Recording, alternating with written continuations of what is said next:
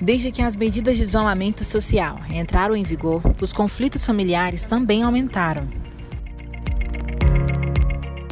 O assunto do nosso podcast de hoje é conflitos familiares em tempos de quarentena.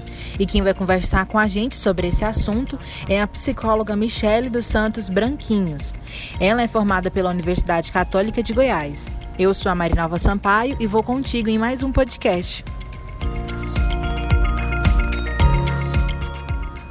Michele, se a família tem mais tempo para ficar junta, por que esses conflitos aumentaram? Não era para ser ao contrário?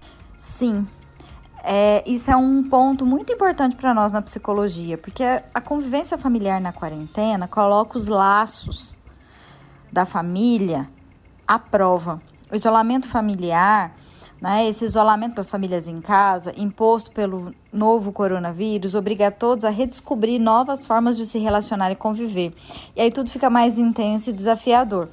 E aí nós começamos a passar por uma questão que se existe algum conflito antes, se existe algum problema emocional entre essa família, se existe problema de comunicação, de relacionamento, isso começa a aparecer com mais intensidade.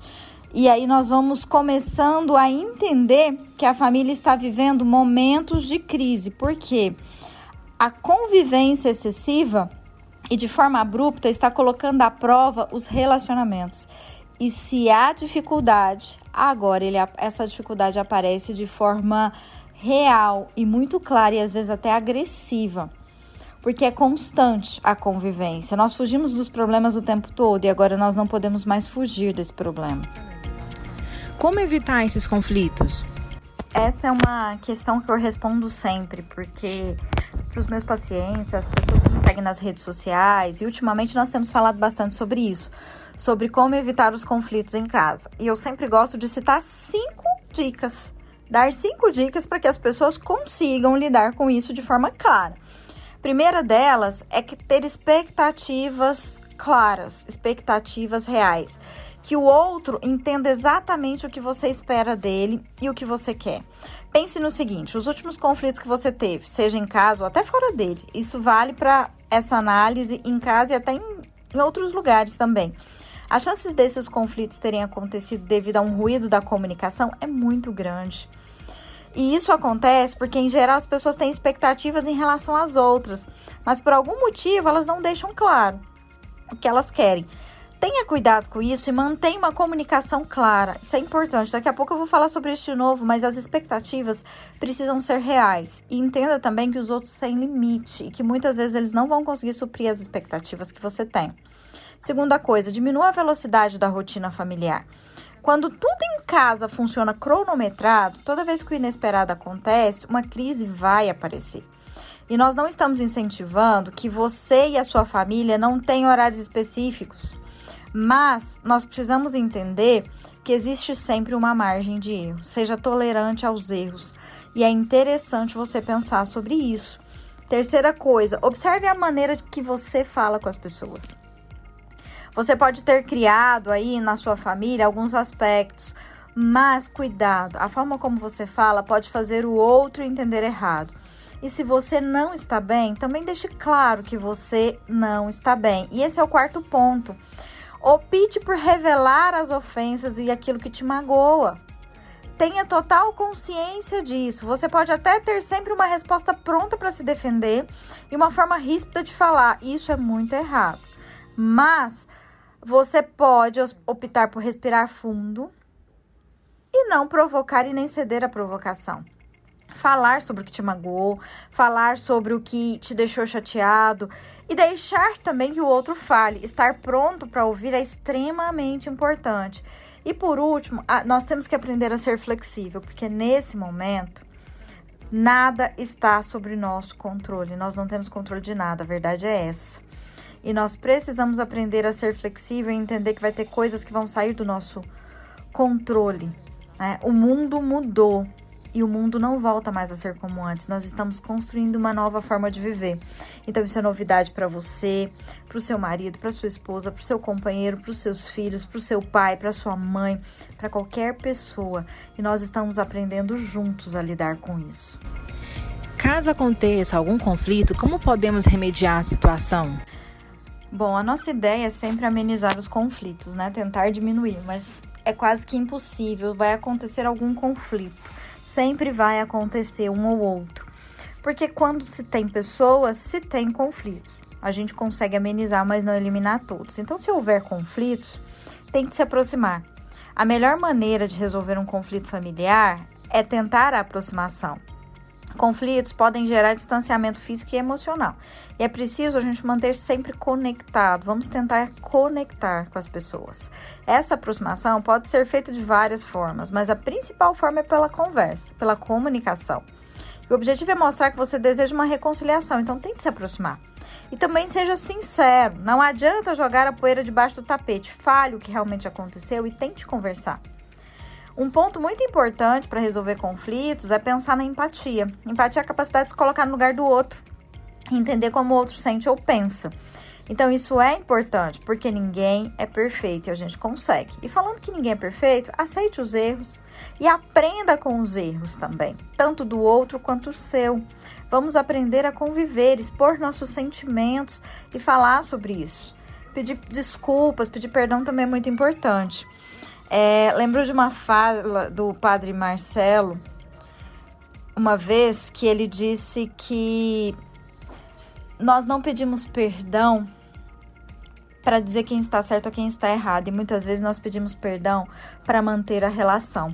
Eu acho que isso cabe muito bem na família, né? E não aceite só os erros, corrija também.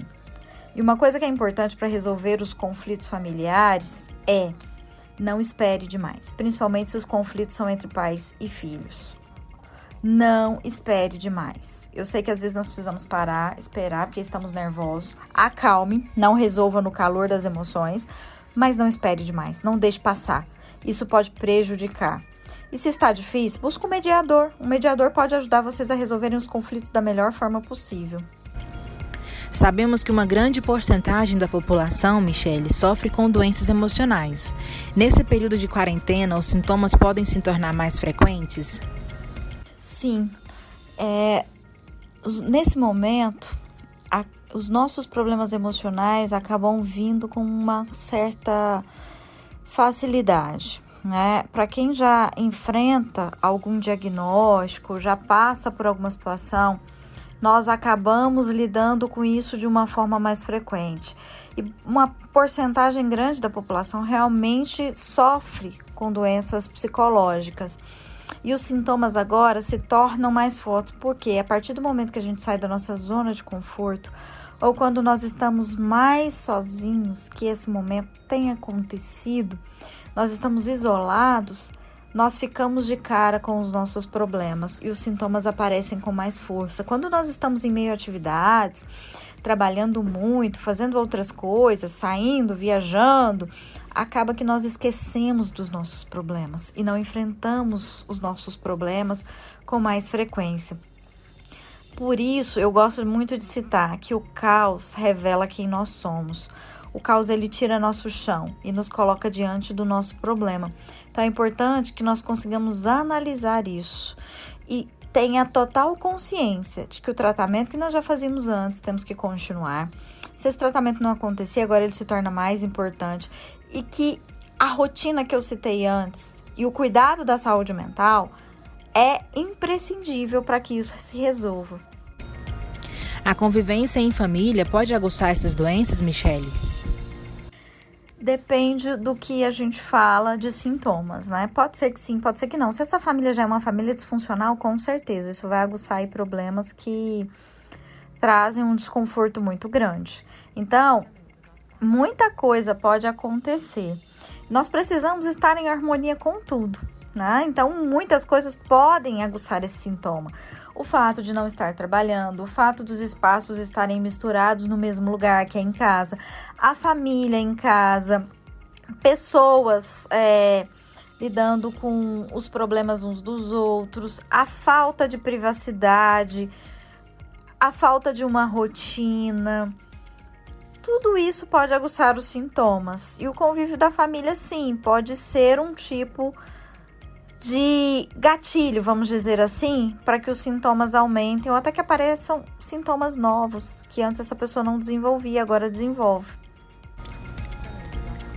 Mas como que a família pode ajudar os membros da casa que sofrem desse tipo de doença? Na verdade, eu acho que a família pode ajudar nisso, se preocupando com a principal função da família, que é a comunicação. E a forma de ajudar é praticando uma comunicação não violenta. E são algumas atitudes que nós precisamos ter para que isso funcione bem. Reduza os conflitos, ajude as pessoas que estão lidando com problemas emocionais, principalmente as pessoas que estão com doenças emocionais, que desenvolveram algum transtorno. E esse é o melhor caminho. E a primeira coisa que a gente tem que fazer é observar o que está acontecendo, entender os sentimentos daquela pessoa adoecida, entender as necessidades dela para poder ajudá-la e depois colocar isso em prática. Colocar isso em prática de forma real, sem expectativas erradas, mas é importante, né, fazer isso de forma correta. A comunicação não violenta é um convite para que nós possamos ter conversas corajosas. É claro que é muito mais gostoso quando as pessoas adivinhem o que estamos precisando, mas é injusto esperar isso delas. Então, nós precisamos sim falar e fazer com que o outro fale. Nós precisamos entender que a pessoa que desenvolve algum transtorno emocional, alguma doença psicológica, ela vai ter dificuldade de falar. E nós vamos ter que exercitar ainda mais essa comunicação. E assim a gente consegue ajudar as pessoas a entender o que elas realmente precisam. Porque muitas vezes nem a própria pessoa sabe. E às vezes a escuta do outro nos faz entender e faz levar até para a própria pessoa o que ela realmente precisa. Quais são os métodos que podemos desenvolver para preservar a saúde mental em tempos de quarentena? Há muitas coisas que nós podemos fazer para cuidar da nossa saúde mental.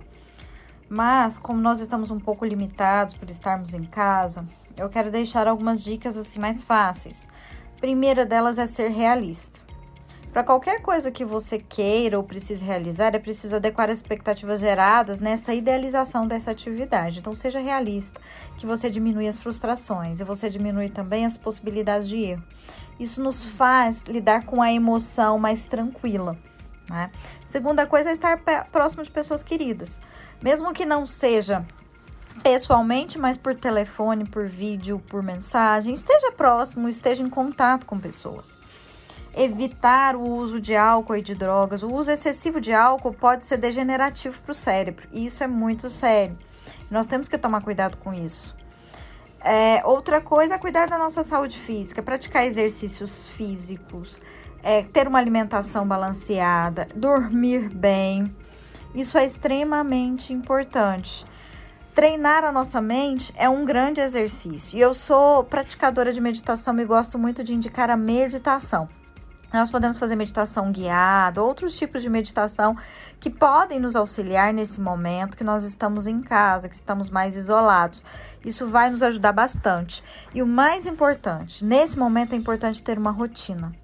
Uma rotina que não seja pesada, uma rotina que não seja muito exigente, mas ter uma rotina mínima que nos ajuda a ter um controle maior das nossas emoções nesse momento. E para fechar, Michele, como utilizar esse tempo em família para melhorar os laços familiares? É uma questão que eu tenho pensado tanto e falado muito sobre ela. Como podemos sair disso melhor, né? Como podemos melhorar os nossos laços familiares? Isso é muito interessante, porque nós podemos sair disso tudo que está acontecendo, porque vai acabar. Nós sabemos que um dia vai acabar e essa é a nossa esperança, de que tudo fique bem. E nós podemos sair disso menos individualista. E todos os dias eu vejo relatos de bons exemplos de solidariedade e colaboração. Então vamos ser colaboradores uns dos outros. E isso pode trazer um efeito tão grande. A principal coisa que nós temos que trabalhar, a principal lição, é a união. É a união, é entender qual é o papel que o outro tem na nossa vida e começar a exercitar isso da melhor forma. E é necessário que isso tenha contato estabelecido, que você possa entender as limitações do outro, fazer com que o outro entenda as suas limitações. E entender essas limitações não é simplesmente conversar sobre isso, mas criar atividades em família. Eu tenho visto muitas famílias que têm criado momentos onde eles podem conviver juntos ali, fazendo coisas diferentes, coisas que não faziam. Se você prestar atenção, Muitas pessoas têm começado a postar fotos como se estivessem refazendo fotos antigas, refazendo agora. Não sei se vocês já viram isso. Eu comecei a perceber isso e eu tenho usado essa técnica com os meus pacientes e tenho dado essas dicas também para as pessoas que me seguem nas redes sociais. Peguem álbuns de fotos e comecem a ver juntos. Reveja a história bonita que vocês têm. E construa ainda mais um vínculo. O vínculo, ele precisa ser fortalecido nesse momento. E o vínculo vai trazer saúde para a família, mas o vínculo correto. Nós estamos percebendo durante essa pandemia que os nossos vínculos familiares estão adoecidos ou estão estabelecidos da forma errada.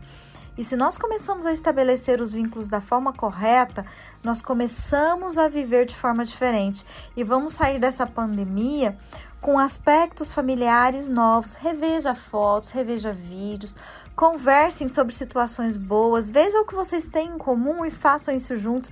Vão para a cozinha juntos, vamos cozinhar juntos. Fazer mais coisas que antes nós não fazíamos, que nós não tínhamos tempo. E agora nós temos para fazer. E precisamos disso. Assistir filmes juntos. Começar a ouvir música juntos, se interessar pelas coisas dos filhos e fazer com que os filhos também se interessem pelas coisas dos pais e assim por diante. Isso é extremamente importante. Eu gosto de citar um exemplo de uma família que eu acompanho, que eles criaram a quinta do vinho para o casal e eles sempre tinham esse momento. E agora com a pandemia, eles criaram a quinta da uva, porque os pais estão tomando vinho e os filhos suco de uva, e eles sentam na mesa, vão tomar a sua bebida, e nesse momento eles vão falar sobre eles, vão conversar, e tem sido um momento agradável, e as pessoas só têm crescido com isso. Vale a pena construir atividades, construir coisas novas que nos estimulem, que nos levem a uma convivência familiar, uma saúde emocional melhor, tanto individual quanto da família. Muito obrigada, Michele, por esclarecer essas questões. E eu sou a Marinalva Sampaio, me despeço aqui e até logo.